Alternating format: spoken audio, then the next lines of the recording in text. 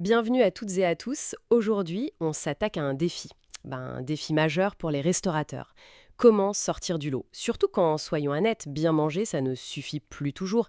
Les clients, ils cherchent autre chose. Une expérience, des valeurs, une connexion. Et pour creuser ça, on va s'appuyer sur les analyses de Maurice, un vrai pro de l'hôtellerie-restauration expert en F&B. Il a regardé de près le succès de Sweet Green, la chaîne américaine. L'idée, c'est de voir comment on peut transformer un resto en une marque. Ouais, une marque iconique. Tirer des leçons pour les patrons d'hôtels et de restaurants. Exactement. Sweet Green, fondé par Nicolas Jammet, Nathaniel Rue et Jonathan Neyman, c'est bien plus que des salades saines, hein. Ce que Maurice met vraiment en avant, c'est comment ils ont bâti une marque forte, une communauté engagée. On va donc décortiquer ensemble les stratégies clés qu'il a identifiées. Super. Alors, allons-y. Premier levier selon Maurice, l'expérience unique. Sweet Green, ils ont fait des fêtes de quartier et même un festival annuel, Sweet Life. C'est, comment dire, assez impressionnant comme démarche, non? Oui, c'est ambitieux. Et Maurice souligne bien que la force de ce festival, Sweet Life, qui a tourné entre 2011 et 2016, c'était pas juste l'événement lui-même. C'était sa cohérence parfaite avec l'esprit de la marque. Le sain, le bien-être, ça parlait directement à leur public. Et ça transformait les gens en ambassadeurs, en fait. D'accord, donc pas juste un coup marketing. Non, justement. Pour un restaurant indépendant, Maurice suggère que l'esprit est adaptable. Des soirées thématiques fortes, des ateliers cuisine qui ont du sens ou même un design durable qui raconte l'histoire du lieu. L'échelle change, mais l'idée de créer une destination, elle reste. Je vois. Et cette expérience, elle découle directement des valeurs, si je comprends bien. Ce qui nous amène au point suivant de Maurice, l'importance de la mission. C'est ça. La mission de Sweet Green, c'est démocratiser l'alimentation saine et construire une communauté engagée. Et Maurice insiste là-dessus. Ce n'est pas juste une jolie phrase.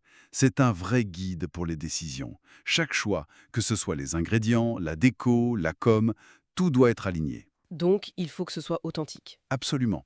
Il ne s'agit pas de copier, mais de trouver sa propre mission. Si c'est le local, par exemple, il faut l'afficher, mettre en avant les producteurs partenaires, comme le dit Maurice.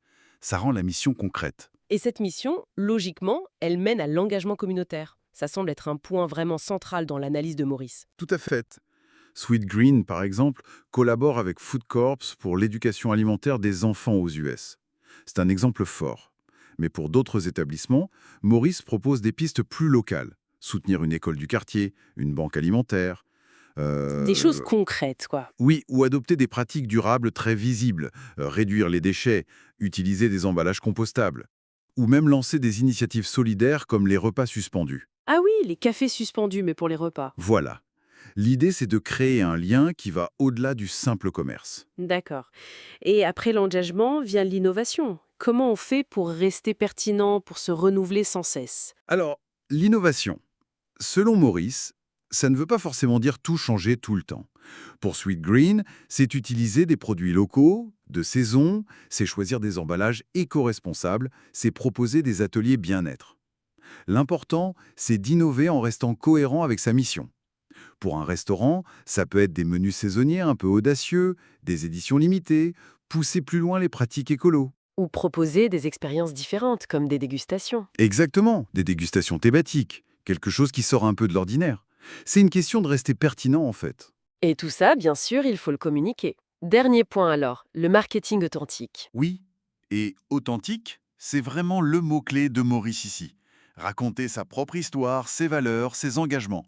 Sweet Green le fait bien avec des vidéos genre Rencontrer le fermier. C'est la transparence.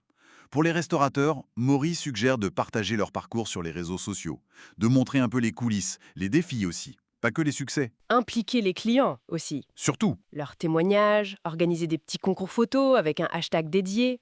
Il faut qu'ils sentent qu'ils font partie de l'histoire, de l'aventure. Bon, si on essaie de résumer l'essentiel de cette analyse de Maurice, le message principal, c'est que pour bâtir une marque forte comme Sweet Green, ce n'est pas qu'une question de budget, loin de là.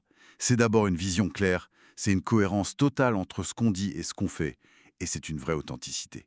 Au final, on ne vend pas juste un plat, on vend une expérience complète, des valeurs, une histoire. Donc concrètement, pour les propriétaires d'hôtels, de restaurants qui nous écoutent, intégrer ces éléments, l'expérience, la mission, la communauté, L'innovation, l'authenticité, c'est un peu la recette de Maurice pour créer une marque qui marque justement et pour fidéliser une clientèle qui cherche plus qu'à juste manger. C'est tout à fait ça. Et ça nous laisse peut-être avec une dernière question, une réflexion. Au-delà de l'assiette, au-delà du service, quelle est une histoire unique, l'histoire sincère que votre établissement pourrait raconter?